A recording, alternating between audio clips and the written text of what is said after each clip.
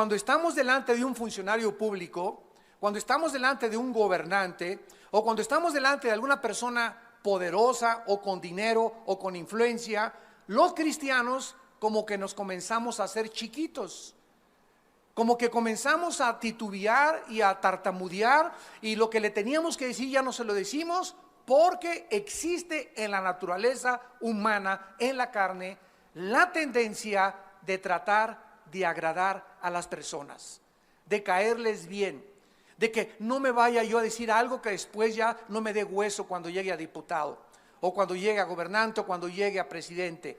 Y recordamos que delante de Faraón estuvo un hombre llamado Moisés, que al estar enfrente del hombre más poderoso del imperio egipcio en aquel tiempo, le dijo, ¿verdad? Vengo de parte de Jehová de los ejércitos. Y Faraón era un hombre que así con el dedo podía mandar a matar a cualquier persona. Sin embargo, Moisés sabía que al venir de parte de Dios era mucho más grande la comisión que él tenía que enfrentarse con cualquier hombre cuyo aliento está en el poder de Dios. Elías se presenta ante el rey Acab y le dice: vive Jehová delante del cual yo vivo, del cual yo estoy presente. O sea, Acab, tú serás muy poderosa, estarás casado con una mujer llamada Jezabel que ha mandado matar a todos los profetas de Dios, pero no te tengo miedo. Dice el Señor que en 3 años y medio no va a llover. Y estos hombres profetas hebreos se presentaban ante los gobernantes, se presentaban ante los más grandes dirigentes mundiales políticos sin ningún miedo, sin ningún temor. Y el mismo espíritu que ellos tenían y que los dejaba temporalmente, el mismo espíritu está dentro de nosotros. Pero ahora ese espíritu, con la diferencia que radica en nosotros, vive dentro de nosotros y tenemos todavía mucho más poder, porque Jesús dijo que haríamos mucho más grandes obras que las mismas obras que Jesús realizó. Así que nosotros tenemos que estar conscientes de que Dios no nos ha dado un espíritu de cobardía.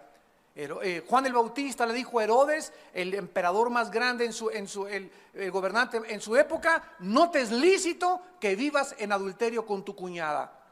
Así le dijo Herodes: tú no puedes vivir con tu cuñada porque estás casado, y con la mujer que vives es tu amante. Y esta agresividad, esta audacia, esta forma de expresar los pensamientos de Dios a los gobernantes es lo que se necesita actualmente. Pero se ha perdido todo esto por el afán de hacer alianza, del compromiso, de caer bien. Y nosotros somos hombres y mujeres que hemos sido enviados al mundo a quitarle las vendas de las tinieblas, de la ignorancia a la gente, para que la luz de Jesucristo resplandezca en sus corazones. Este hombre Isaías fue odiado y obstaculizado por un rey llamado Acaz, y favorecido y respetado por Ezequías, aproximadamente en el año 716-690 antes de Jesucristo. El libro de Isaías terminó en el año 680 de ser impreso, cuando el ejército asirio fue destruido. Los tiempos en los que Isaías profetizó fueron cuando terminó la cautividad babilónica y la cautividad asiria. En el año 722 antes de Cristo fueron llevadas 10 tribus de Israel cautivas al imperio asirio, y quedaron solamente 2 tribus en el sur, que fueron Judá y Benjamín. Se conocía como el reino del sur y el reino del norte. El reino del norte fue llevado cautivo las 10 tribus y quedaron solo Judá y Benjamín. Ya estas 2 tribus que eran y formaban el reino del sur es a quienes Isaías dirigió este mensaje. Todo lo que quedó del gran reino de Israel, solamente, repito, fue Judá y Benjamín. Estos tiempos de Isaías eran tiempos desesperados, porque el pueblo vivía bajo una continua amenaza de ser invadidos de los imperios extranjeros. Entonces la gente se desbocaba, la gente se desbalagaba, se quería divertir, quería olvidarse de la cautividad a la que podían ellos enfrentarse, etcétera, etcétera. Y en lugar de que las pruebas, la maldad y las presiones los acercaran a Dios, los hicieron alejarse de Dios. Y este libro es una grande advertencia a todos nosotros como cristianos, porque lo más interesante de este libro es que el mensaje de Isaías fue profetizado y anunciado y proclamado a un pueblo que exactamente se va a encontrar en las mismas condiciones antes de que Jesucristo venga. Así que todo el mensaje de Isaías era para aquel pueblo que se encontraba bajo el mismo medio ambiente y las mismas circunstancias. Así lo vamos a descubrir, en las que antes de que Cristo venga se va a encontrar el pueblo de Dios. Así que el mensaje de Isaías es mucho, mucho más moderno para nosotros que para cualquier otra generación, porque es un mensaje para el pueblo de Dios en los últimos días. Y así se va a encontrar el pueblo de Dios antes de que Cristo venga. Vamos a ver en primer lugar que particularmente fue escrito el libro de Isaías a nuestra época, en primer lugar, para presentar y recordar la salvación maravillosa a todos aquellos en esta época que quieran creer y escuchar la palabra de Dios. Porque de tal manera amó Dios al mundo que ha dado a su Hijo unigénito, para que cualquiera de ustedes que en Él cree no se pierda, mas tenga la vida eterna. Así como Isaías fue en sus tiempos un gran evangelista, ahora hemos sido llamados nosotros también a evangelizar al mundo, a contarle al mundo las buenas noticias de que Dios los ama.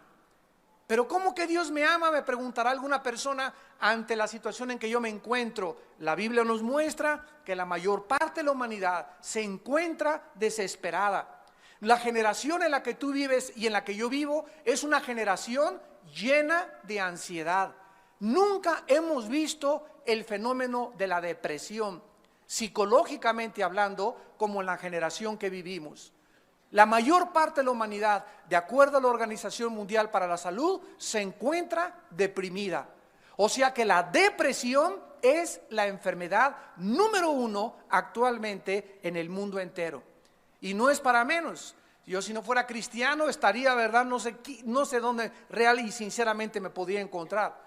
Pero es un mundo donde estamos viendo por todos lados guerras, devastaciones, pobreza, una corrupción increíble de los gobernantes. El pueblo en México, ahora que estamos con los líderes, con este candidato a la presidencia de la República, comentábamos, estamos seguros que viene un cambio ya en México, donde ya basta de corrupción, ya basta de secuestros, de inseguridad, ya basta de abortos, ya basta de tanta drogadicción entre los jóvenes, ya basta. Y no podemos solamente quedarnos en ya basta y ya no queremos esto, sino que tenemos que hacer algo nosotros. Tenemos que actuar, tenemos que formar parte de la acción que se está llevando a cabo a través del poder del Espíritu de Dios. No podemos quedarnos solamente en quejumbrosos y ya no quiero esto y aquello, sino tenemos que comenzar a orar, comenzar a buscar a Dios con todo nuestro corazón, comenzar a vivir más en esta palabra, a conocer más sus pensamientos, a sentir más su presencia, para que podamos tener una dirección clara, una esperanza, una seguridad, donde podamos realmente saber que vamos conforme a donde los vientos del Espíritu Santo están soplando. De tal manera Dios amó al mundo. El mundo necesita hoy más que nunca el mensaje de las buenas noticias de la salvación en Jesucristo. Ya no hay Mesías, no es el Dalai Lama, no es Mahatma Gandhi, no son los masones, no es un partido político, no son los sistemas económicos, no son las filosofías, ni las ideologías, ni la ciencia tampoco podrá cambiar el mundo. El único que lo puede cambiar es Jesucristo, el Hijo de Dios. En segundo lugar, este libro advierte este libro. Es como una campana de alarma, como lo vamos a comenzar a ver. Como cuando el Titanic se comenzó a hundir y más de 1,600 personas se fueron al fondo. Comenzaron los que estaban ahí en el tercer y cuarto piso, ja, ja, ja, y jo, jo, jo, y tráiganme otra de champán, y tráiganme más botellas, y riéndose, y este barco es inundible. Cuando salió de Inglaterra decían, jamás nadie lo puede hundir, y sin embargo un miserable y pequeño témpano, ¿verdad?, de hielo, un iceberg, le hace un boquete tremendo, comienza a entrar el agua, le avisan al capitán, la gente se guía, el capitán dice, no le avisen a nadie porque no va a hundir esto el barco. Y de repente se pasa de una cavidad a la otra cavidad, a la parte en medio, el agua, y cuando entra el agua en medio, al primero y al segundo piso, el capitán dice, esto ya no tiene salvación. Y comenzaron a sonar la alarma, sálvese el que pueda. La gente dejó sus joyas, la gente dejó su marihuana que llevaban ahí, su cocaína, sus botellas de licor y todas las cosas que tenían al amante, y corriendo y a ver quién podía aventarse una balsa para poder ser rescatados del hundimiento de este barco. Y así Dios está sonando una alarma, talán, talán, tilín, tilín, tilín, ahorita por el juicio viene, el juicio viene, el juicio viene, pero a los justos, dice Dios, resplandecerá la luz en vuestra justicia.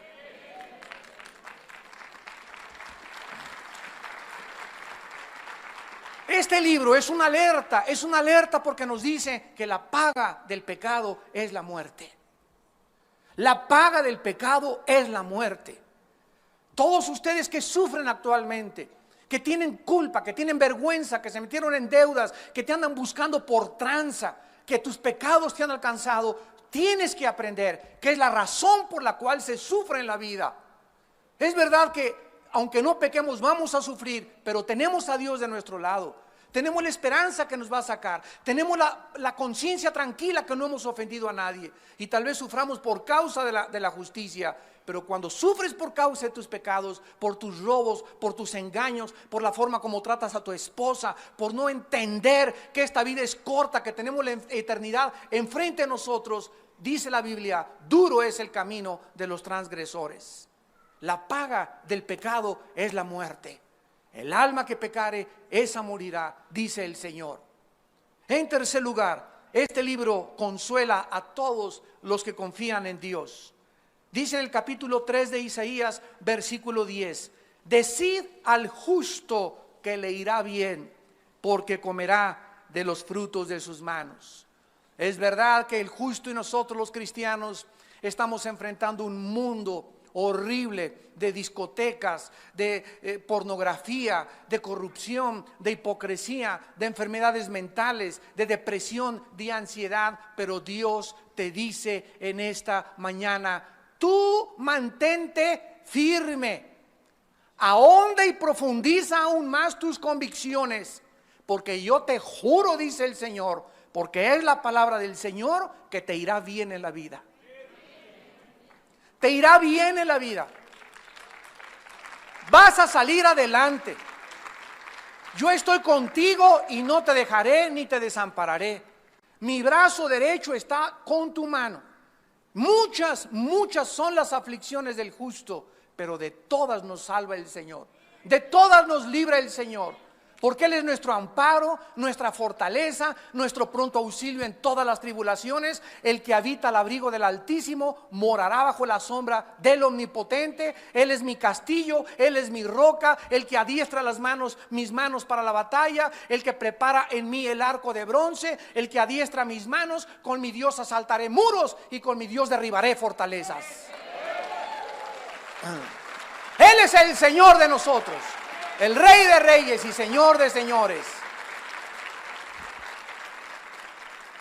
De una forma preciosa, en el capítulo 60 de Isaías, vamos a brincarnos rápidamente para leer tantas promesas que existen para nosotros.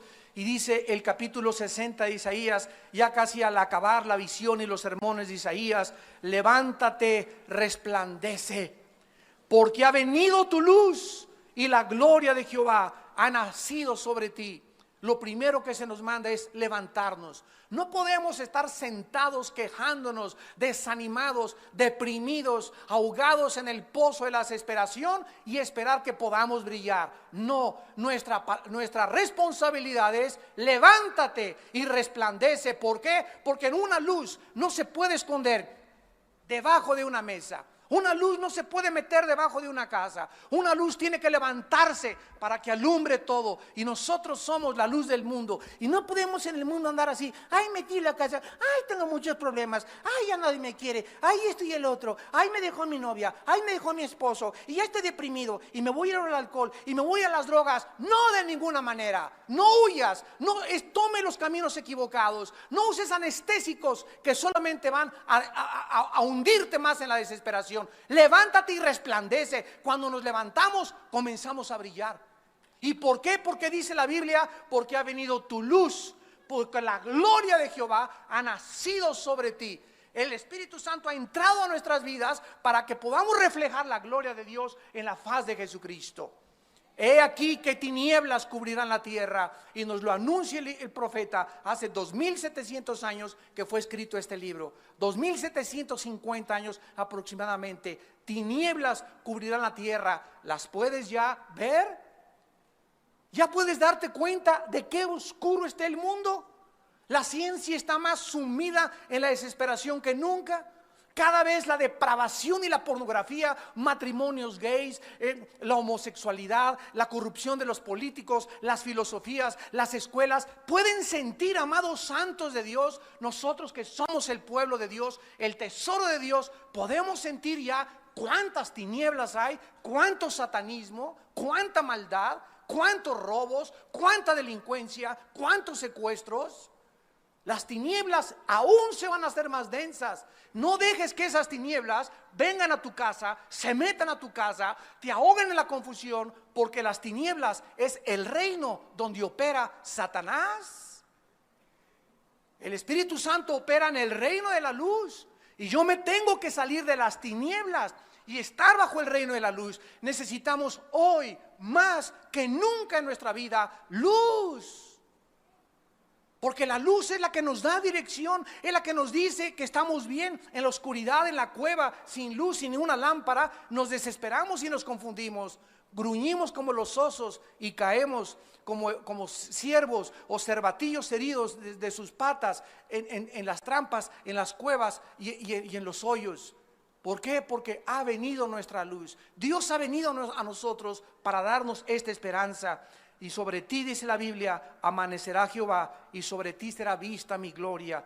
Andarán las naciones a tu luz, y los reyes al resplandor de tu nacimiento.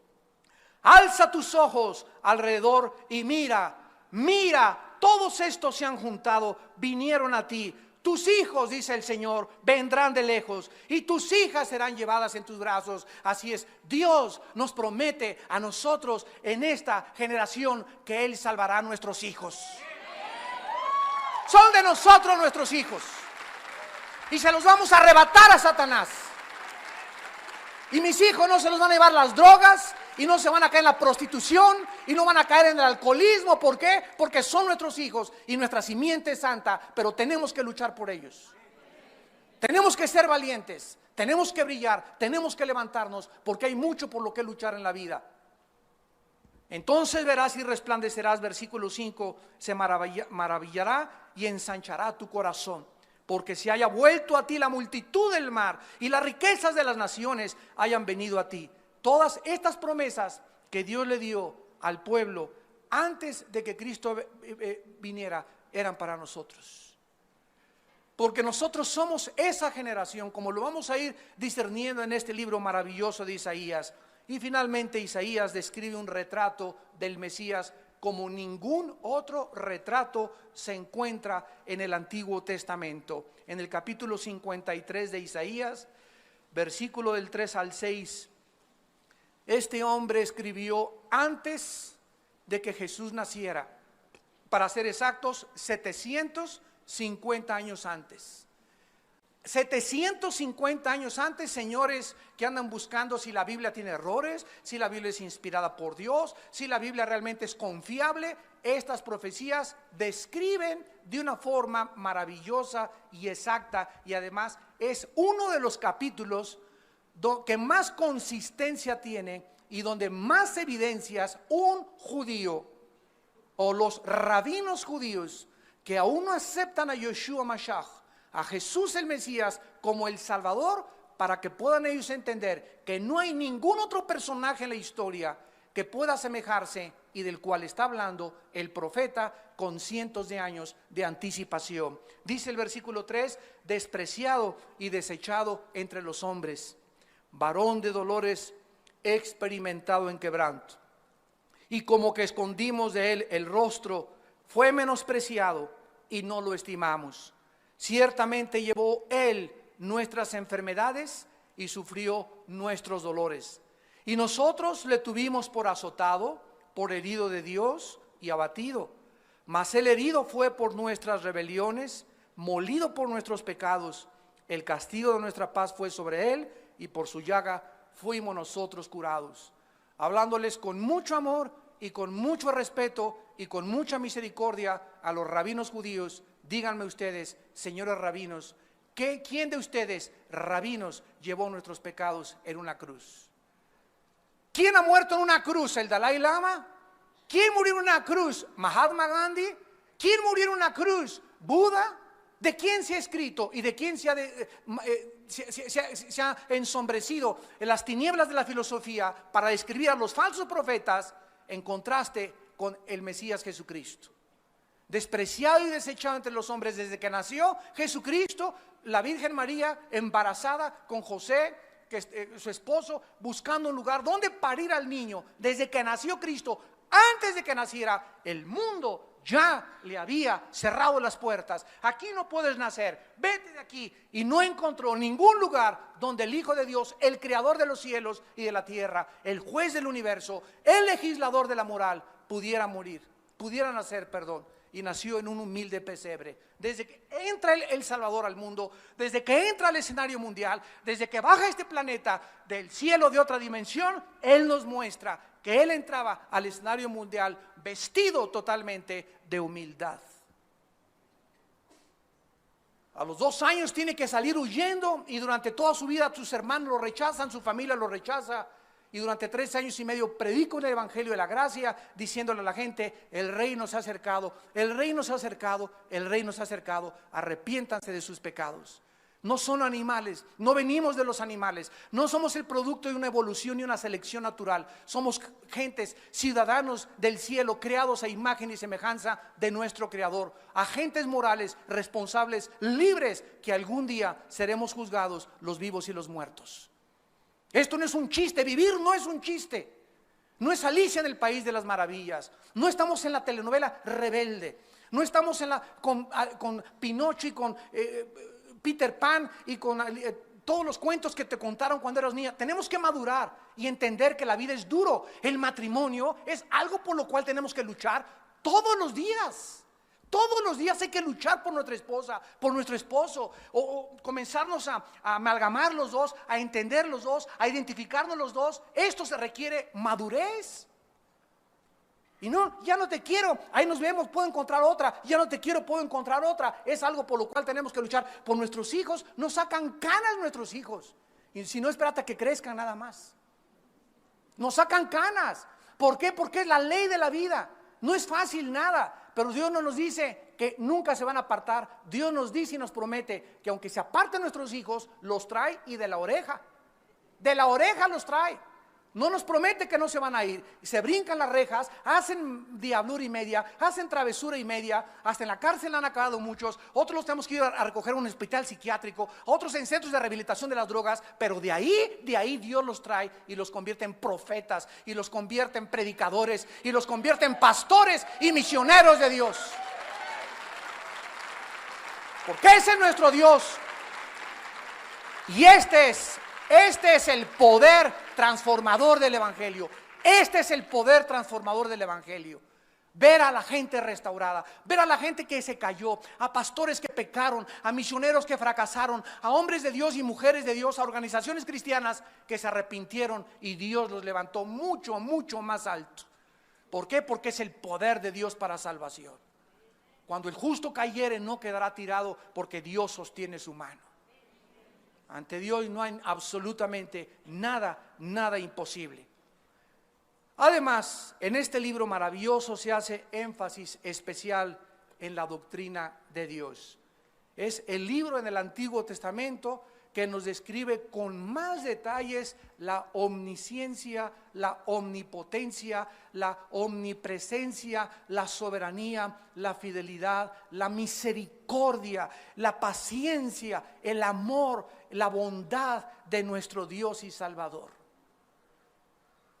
El creador del universo, que ordena todos los acontecimientos de la historia según su propósito y su plan eterno de los siglos. Miren rápidamente en Isaías 44, qué es lo que dice el profeta acerca de esta soberanía, de esta omnisciencia de Dios. Esto es una de las cosas más maravillosas en la Biblia que se conocen como la profecía bíblica. No hay ningún otro libro, señores historiadores, sociólogos, antropólogos que nos escuchan. No existe ningún. Ve y sigue buscando en las librerías, en los billones de volúmenes de literatura que existen en todas las bibliotecas. Continúa rascándole hasta que te digan ratón de biblioteca.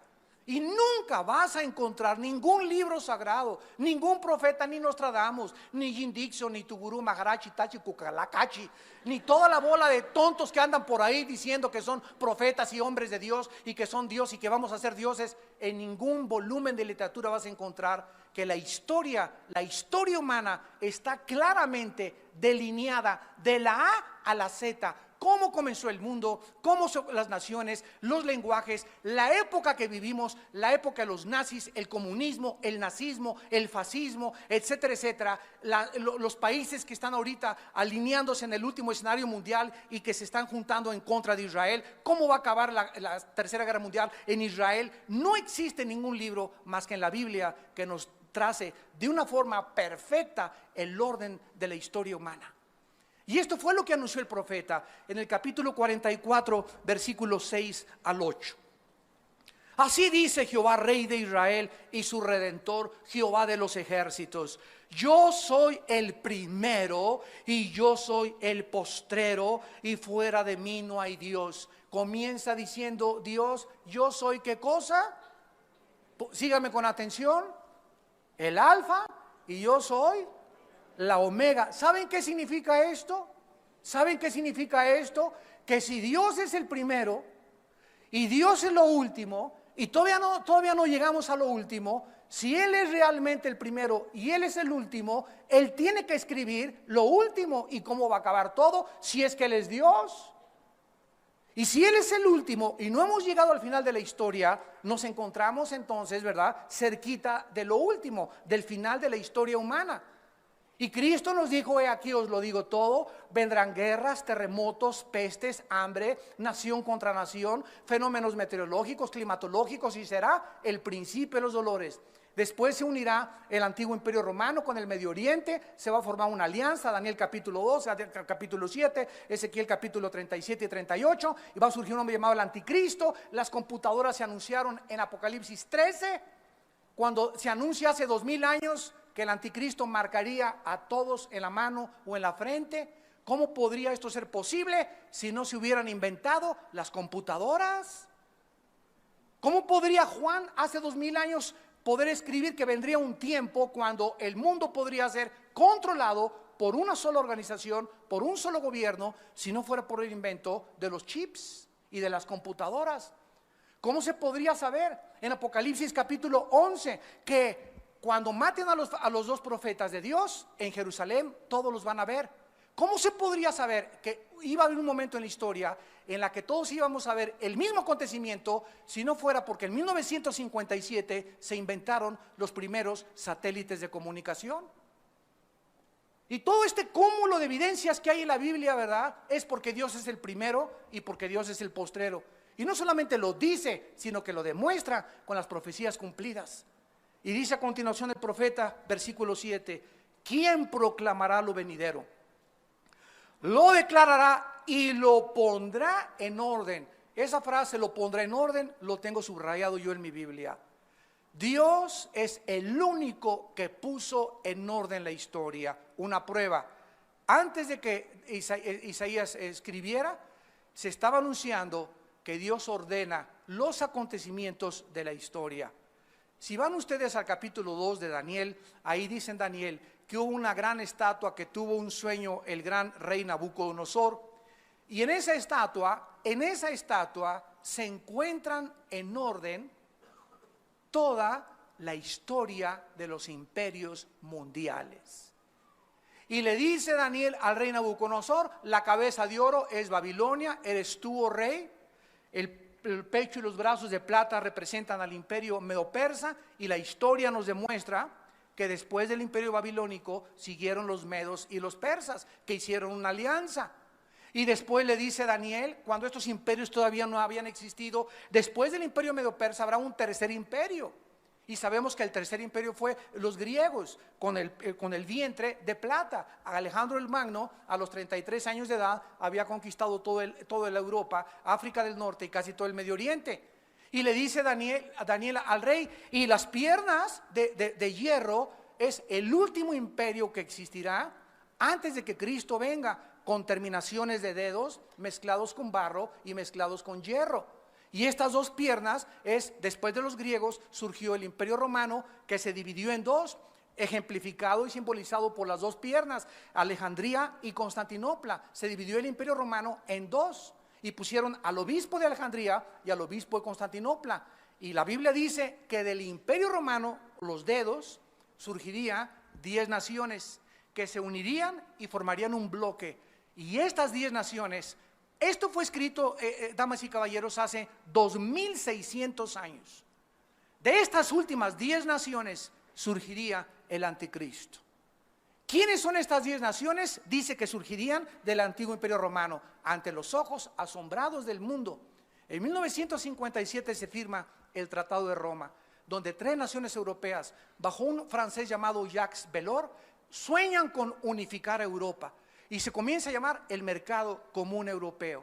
Llegamos a 1973 y eran como 8 naciones, y ahorita en el siglo XXI son 25 naciones unidas en Europa, con el bloque más fuerte de Producto Interno Bruto, exportaciones e importaciones que nadie puede competir, ni en los mercados japoneses ni orientales, ni tampoco Canadá, Estados Unidos, México, Chile y Brasil.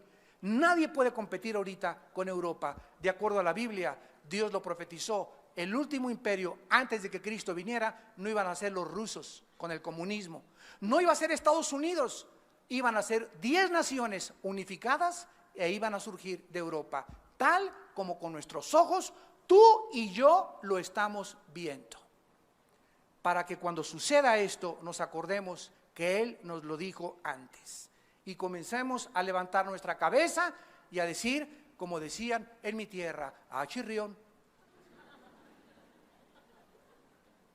ah, caray, esto es verdad.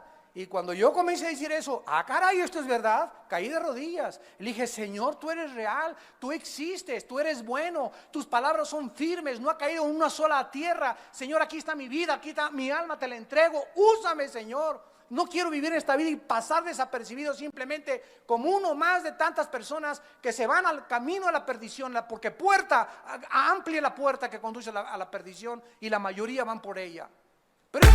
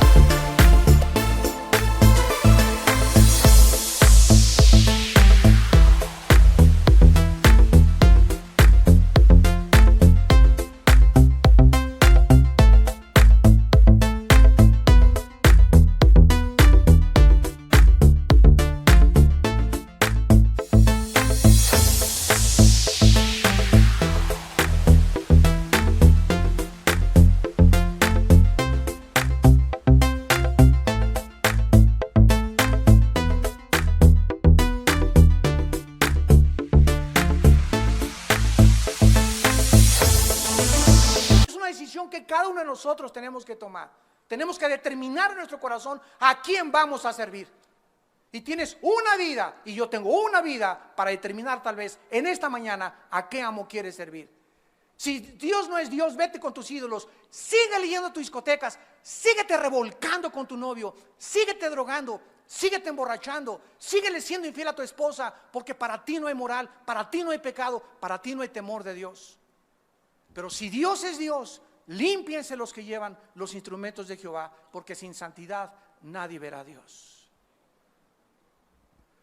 Este es el panorama que nos pinta el profeta Isaías. ¿Quién proclamará lo venidero y lo pondré en orden delante de mí, como hago yo desde que establecí el pueblo antiguo, desde Abraham hasta la venida de Cristo? El milenio, la nueva Jerusalén y la eternidad están en la Biblia de la A a la Z. ¿Quieres conocer la historia desde el origen del hombre hasta el final de la historia humana? Solamente se encuentra en un libro llamado la Biblia. Y dice el profeta en el versículo 8: no tengan miedo, no temáis, ni se amedrentéis. No te lo hice oír desde la antigüedad y te lo dije. Luego vosotros sois mis testigos. No hay Dios sino yo, no hay fuerte, no conozco ninguno. ¿Qué es lo primero que Dios nos dice, amados santos, hermanitos en Cristo? ¿Qué nos dice el Señor? Que no tengamos miedo de la vida. No tengas miedo. Si tenemos un Dios que nos ha puesto en orden todo el panorama de la historia, y si sabemos exactamente qué va a pasar y que estamos en sus manos y que nadie nos puede arrebatar de sus manos, ¿por qué entonces temen, pequeña manada? Yo soy vuestro Dios, poderoso para hacer que ustedes nadie los arrebate de mi mano. Yo soy el Dios con ustedes, porque sabemos que ni desnudez, ni espada, ni persecución, ni la muerte, ni lo porvenir, ni los ángeles, ni lo invisible, ni lo visible, nunca nada nos podrá separar del amor de Dios que es en Cristo Jesús nuestro Señor. No tengan miedo, no se los hice oír desde la antigüedad. Ustedes entonces son mis testigos. Ustedes son mis testigos de que yo soy Dios. Fuera de mí no hay Dios. Los demás dioses son inventos de la raza humana. Yo soy el Dios de la Biblia, el único Dios vivo y verdadero.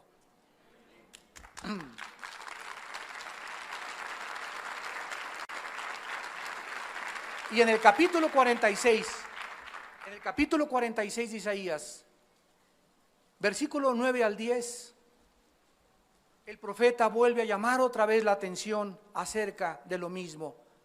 Isaías 46 del 9 al 11. Acuérdense de las cosas pasadas desde los tiempos antiguos. O sea, recordemos la historia de Abraham. ¿Cómo se cumplió todo lo de Abraham? Que iban a entrar a Egipto, que iban a ser cautivos 400 años. Todo eso en el Génesis Dios lo escribió. Se cumplió en el Éxodo, se cumplió en el Levítico, se cumplió en Deuteronomio. Acuérdense, dice Dios. Estudia mi palabra, dice el Señor, y ve históricamente lo que hice y cómo se cumplió a la luz de la historia.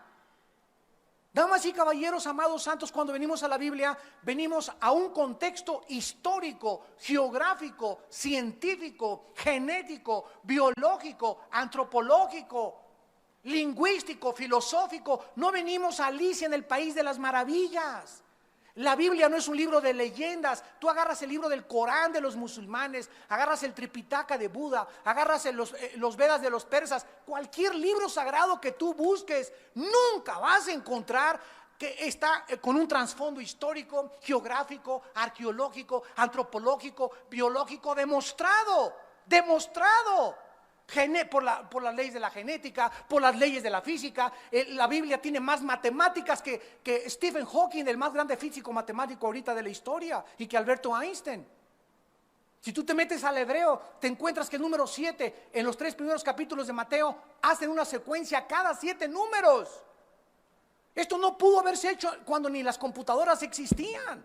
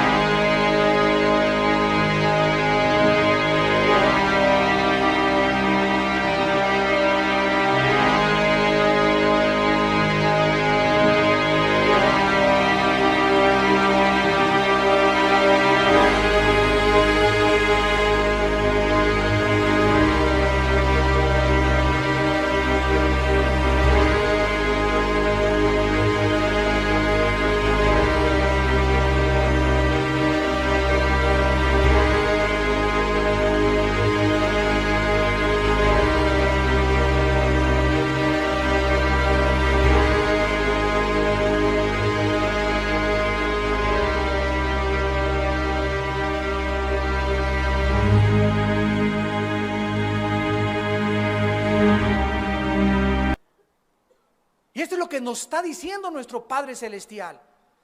Él es el que nos va a ayudar, Él es el que nos va a bendecir, Él es el que nos quiere mostrarle todas las cosas para que nosotros no tengamos miedo. Acuérdense el pasado, porque yo soy Dios y no hay otro Dios y nada hay semejante a mí. ¿Qué es esta advertencia que nos hace? No quitemos nuestros ojos sobre el Dios de la Biblia. No pongas tus ojos en dioses falsos, en sectas falsas, en ideologías falsas, en mesías falsos. Desde Jesucristo todos han sido falsos mesías, falsos líderes religiosos. Se han levantado miles de hombres y se seguirán levantando, que proclamen y digan: yo tengo la panacea para la humanidad, yo tengo la respuesta para la humanidad, yo puedo cambiar México, yo puedo cambiar el mundo. Y el mundo cada vez cree más fácilmente la mentira que la verdad.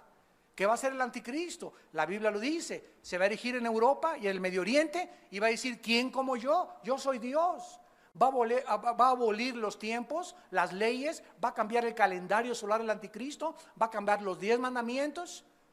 ¿Cómo es posible esto? Ya lo hemos visto miles de veces en la historia. Hace poco yo leí en un libro que el más grande empresario de los medios masivos de comunicación, llamado Ted Turner, dueño de la CNN, la cadena más fuerte que existe de medios masivos de comunicación, dijo al llegar a su oficina: yo ahora les voy a enseñar los 10 mandamientos.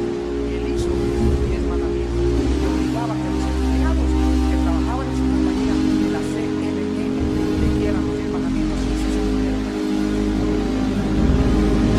Gracias a Dios que ya no se dice que no voy a esta hora de esa compañía, ahora en la música,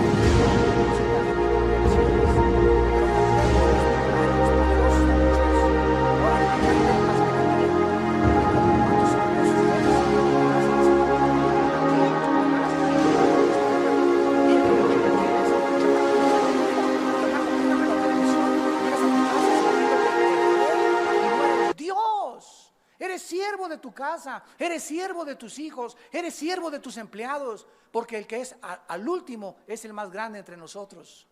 Y el que sirve a los demás será puesto arriba de los demás. ¿Quieres que la gente te exalte? ¿Quieres que tu familia te reconozca? ¿Quieres que en tu empresa puedan decirte: mi patrón es lo máximo? Sirve a los demás, lávale los zapatos, lávale los pies. Humíllate delante de tu Dios y Él te exaltará en el tiempo oportuno. Y finalmente dice Isaías en el capítulo 46, versículo 10, que anuncio lo por venir desde el principio y desde la antigüedad, lo que aún no era hecho, que digo: mi consejo permanecerá y haré todo lo que quiero. Que llamo desde el oriente al ave y de la tierra lejana al varón de mi consejo. Yo hablé y lo haré venir. Lo he pensado y también lo haré. En otras palabras, una sola letra y palabra de la Biblia es, por eso se llama la palabra de Dios, porque es lo que Dios ha hablado y quedó impreso. Y Dios está detrás de este libro y nos dice en esta mañana todas las cosas que yo he hablado y las profecías que se cumplieron en el pasado. Si se cumplieron en el pasado, también se van a cumplir las del futuro. Porque yo haré lo que yo quiero y yo haré lo que yo he hablado. No mudaré lo que ha salido de mi boca. Y estas promesas son precisamente las que nos sostienen. Estas promesas son precisamente las que nos infunden el poder y el valor de vivir para Él. Tú y yo somos vulnerables porque somos seres humanos. Tenemos pies de barro. Somos frágiles. Dios se acuerda de nuestra condición. Somos sujetos a depresiones, somos sujetos a desánimo, somos sujetos a ya no que a veces, yo se los digo con todo mi corazón, ¿cuántas veces no he amanecido así? Y tienes ganas de aventar la toalla y amaneces deprimido. No somos querubines y Dios sabe nuestra condición. Dios sabe que aún no estamos en el milenio, aún tenemos un alma, tenemos pecado dentro de nosotros. Pero Él se compadece de nuestra condición, se acuerda de que somos polvo. Si nosotros en ese momento nos hincamos y le decimos: Padre, ya no aguanto, ya no puedo, fortaléceme, y comienzo en ese momento, te alabo, y alabado sea el nombre de Jesús, alabado sea el nombre de Jesús, y alabado sea el nombre de Jesús, y a los 10 minutos que comienzas a alabar a Dios, en medio de tu depresión hay algo sobrenatural que sucede, como que se comienza a despejar la atmósfera y te das cuenta que esa depresión no es más que una opresión satánica contra nosotros, invisible, así como si llegara el chamuco y nos rodeara con una sombra y nos hiciera así, nos quiere como exprimir y nos sentimos así que ya no podemos, pero es porque Dios está adiestrando nuestras manos para la batalla. Es ahí cuando tenemos que descubrir que esa depresión no es psicológica, esa depresión no es por ninguna otra cosa más que de los demonios que nos quieren derrotar, que nos quieren hacer sufrir, que nos quieren ver derrotados, que nos quieren ver humillados y que nos quieren ver desanimados, porque un cristiano desanimado es un cristiano que no sirve para nada. Pero descubre a Dios en medio de tu depresión, en medio de tu desánimo, alábale. Hay un poder que no se puede nadie imaginar en la alabanza. Hay un poder cuando llegas aquí en la mañana y ves aquí, y tú llegas, ¡ay, qué ridícula se ve! Yo quiero rock. Si tú no sales de esa actitud tuya y llegas a la iglesia y no te animas, aunque llegamos así, ¿para qué es esta música al principio? Para comenzar a olvidarnos de todo y sí, gloria a Dios, está cayendo en mi casa, gloria a Dios, el Señor está en su trono, me dejó mi novia, gloria a Dios, hay un chorro de chavas más ahí por ahí, y comienza y te sales de eso, te escapas de esos pensamientos negativos que nos oprimen. Si tú haces eso, es porque confías en Dios. Y Dios te bendice. Dios te bendice.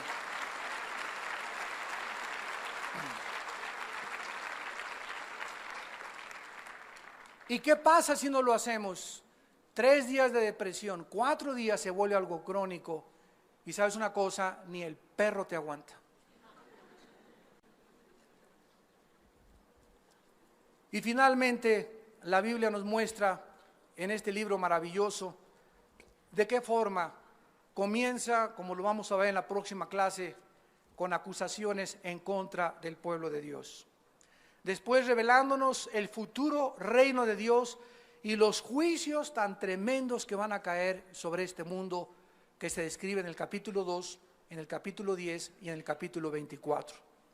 Después vemos el llamado hasta el capítulo 6 de Isaías, donde Dios deja como una marca, como una cosa impresa, que para poder servirlo antes Isaías tenía que ver el trono que llenaba en el cielo y que los querubines alrededor de Dios decían: santo, santo, santo es el Señor. No es hasta que Isaías tiene un concepto adecuado de la santidad de Dios que Isaías puede decir estas palabras: heme aquí, envíame a mí. No es hasta que tenemos un concepto muy amplio de la santidad de Dios que podemos servir a la obra de Dios. Porque hasta que tú comprendas la santidad de Dios, eres un instrumento poderosísimo en sus manos, porque te vas a santificar, te vas a limpiar cada vez más, te vas a purificar cada vez más, porque sabes que estamos caminando con un Dios que es 3 veces santo. Y finalmente vamos a ver de qué forma termina este libro maravilloso, con los últimos capítulos describiendo el reino milenial, desde el capítulo 11 de Isaías, capítulo 60 al 66, de qué manera tan maravillosa se escribe la vida que vamos a tener en esta tierra, cómo va a haber familias en esta tierra, en el milenio, va a haber reproducción sexual. No nos vamos a casar porque no vamos a necesitar un papel que garantice que le voy a ser fiel a mi esposa. Va a regir Cristo desde Jerusalén con el rey David como gobernador. Y en ese momento ya no va a haber nada de que engañes a tu esposa, ni mucho menos, porque en ese momento va a ser Dios el que castigue inmediatamente el pecado.